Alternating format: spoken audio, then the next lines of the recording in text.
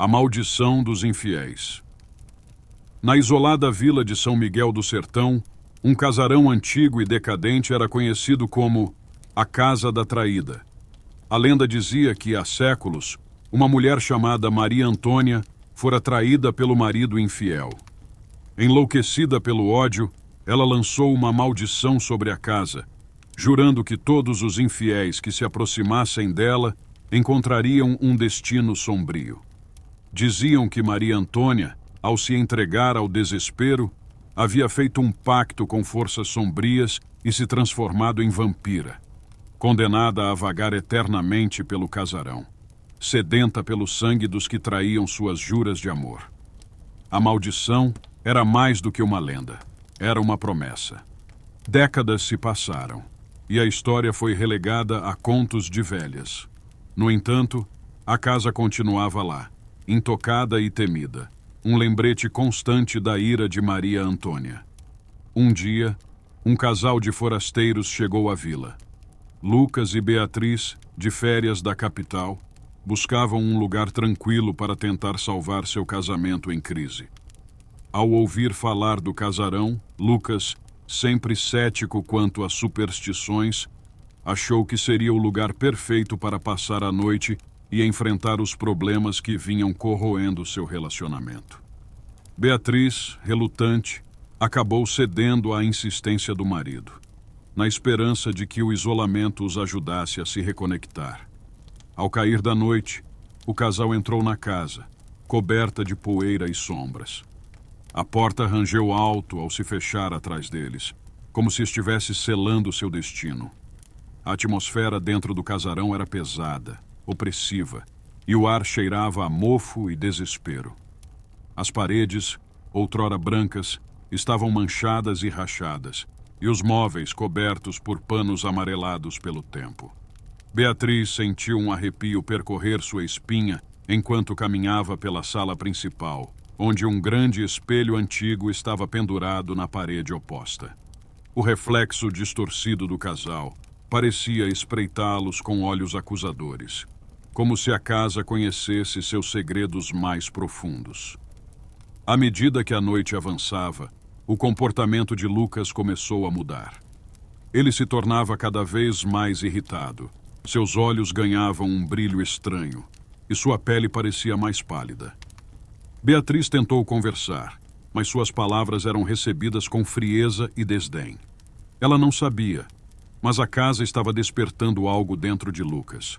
Uma escuridão que ele havia mantido oculta durante todo o casamento, mas que agora estava sendo trazida à tona pela presença de Maria Antônia.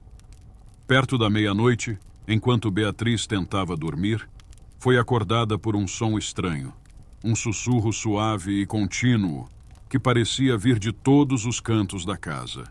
Sentindo o coração acelerar, ela saiu da cama e procurou por Lucas, mas ele não estava ao seu lado.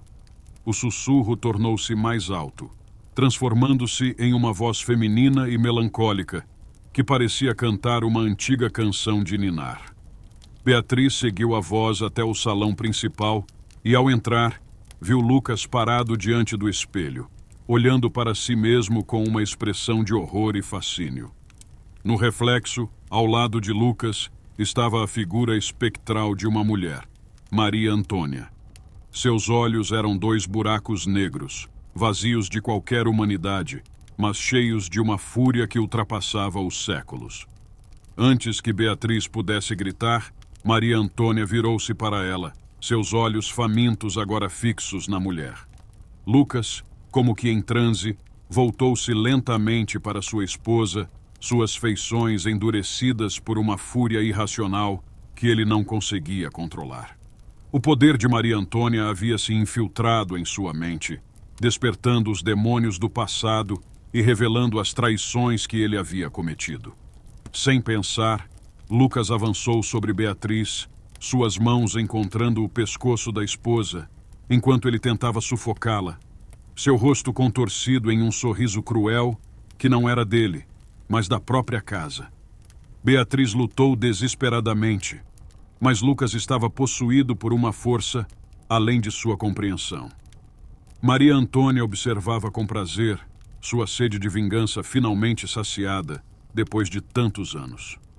No último momento, Beatriz conseguiu se libertar e correu para a porta, mas quando olhou para trás, viu Lucas ser envolvido pela figura fantasmagórica de Maria Antônia. O marido caiu de joelhos, seu corpo tremendo enquanto o sangue escoava de seu nariz e boca. Beatriz tentou gritar por ajuda, mas sabia que ninguém viria. A maldição havia sido cumprida mais uma vez. Lucas, infiel em vida, agora pertencia à casa, mas uma alma condenada a vagar pelos corredores escuros, sem paz. Beatriz, consumida pela culpa e pelo terror, fugiu do casarão, mas o que viu naquela noite jamais a deixaria. O casarão voltou ao seu estado de silêncio e escuridão, esperando pacientemente por sua próxima vítima.